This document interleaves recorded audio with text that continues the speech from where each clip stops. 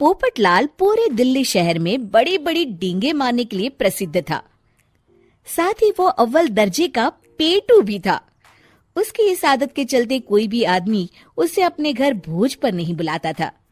फिर एक दिन पोपटलाल अपनी बहन के घर जाता है, जो दूसरे शहर में रहती थी। अरे पोपटलाल, बड़े दिनों के बाद तुझे मेरी याद आई।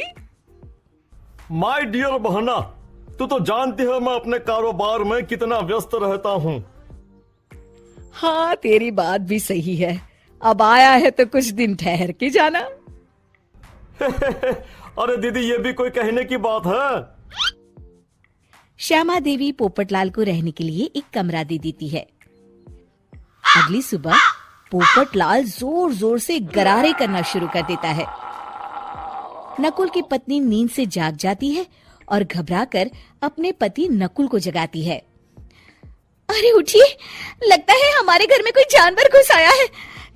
कैसी अजीब अजीब आवाजें निकाल रहा है, मुझे तो बड़ा डर लग रहा है।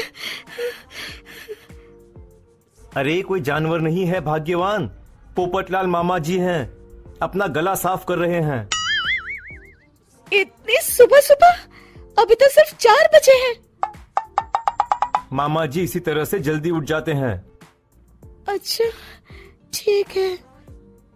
नकुल की पत्नी जैसे ही सोने लगती है और जल्दी नाश्ता भी करते हैं। क्या मतलब? मुझे अभी उठ के उनके लिए चाय नाश्ता बनाना पड़ेगा? हाँ। अरे मर गई रे, अब मेरा क्या होगा? फिर थोड़ी देर के बाद नकुल की पत्नी मामा जी के लिए चाय नाश्ता बनाने में जुट जाती है। अरे भाई वाह, बड़ी अच्छी खुशबू आ रही है। बहू, जो भी बना रही हो फटाफट ले आओ, जोरों की भूख लगी है। हाँ मामा जी, अभी लाती हूँ। देखते ही देखते पोपटलाल सारा नाश्ता चट कर जाता है। बहू, कल से पराठे में देसी घी ज्यादा डालना, आज कुछ मजा नहीं आया। हे भगवान, इसका नाम तो पेटू लाल होना चाहिए था। पूरे 10 लोगों का नाश्ता अकेले हजम करने के बाद भी इन्हें मजा नहीं आया।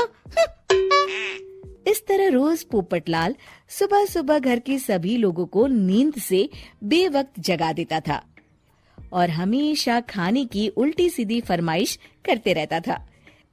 देखते ही देखते गुप्ता परिवार की दिनचर्या अस्त व्यस्त हो जाती है। अरे भाई, खाने का असली मजा तो इस घर में है। अरे माँ, ये पोपटलाल मामा यहाँ और कितने दिन रुकेंगे? ये अकेले इतना खाना खा जाते हैं कि आज राशन वाला मुझसे पूछ रहा था कि अरे भाई, क्या आप लोगों ने घर में हाथी पाल लिया है? अरे बेटा, अब घर के मेहमान को कोई सीधे मुंह कैसे निकाल सकता है?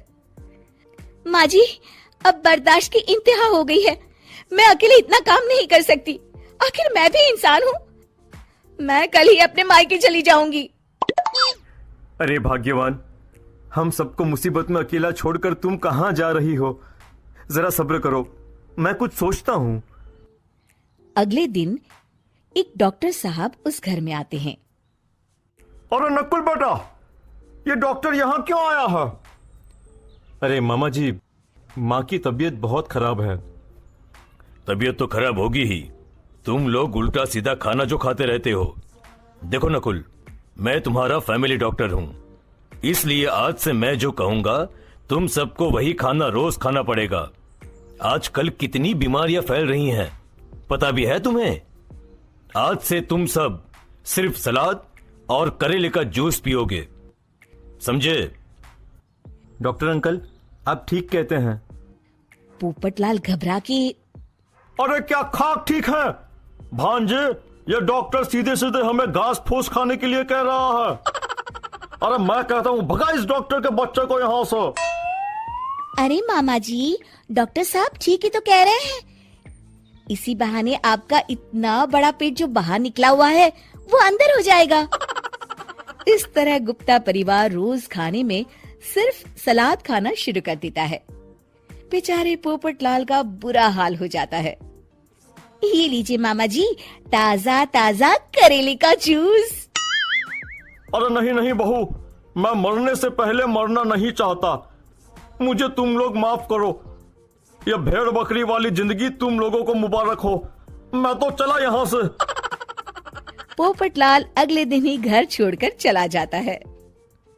क्यों बेटा नकुल, मेरी अदाकारी कैसी थी? मजा आ गया डॉक्टर। आपने तो बॉलीवुड के कलाकारों को भी मात कर दिया। आपको तो ऑस्कर मिलना चाहिए।